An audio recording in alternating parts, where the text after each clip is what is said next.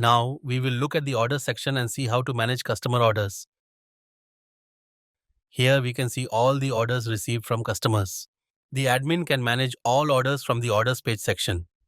When a new order is received, it is shown as pending by default. The admin can then update the status to confirmed.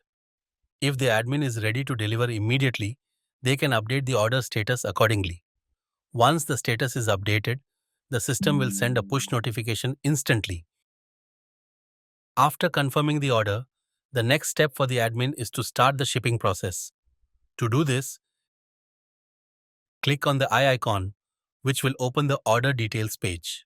Here, you can access all order details. We have two options for shipping. Ship now. This allows us to ship the order using an integrated shipping partner. External courier services. If you prefer to handle shipping externally. Now I'm going with ship now.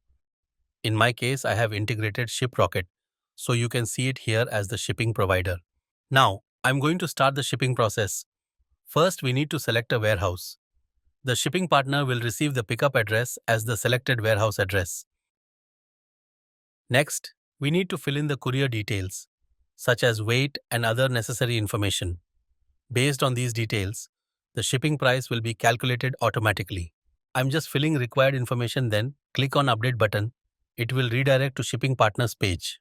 Here, we can see a list of courier partners, and we can choose one based on pricing and convenience.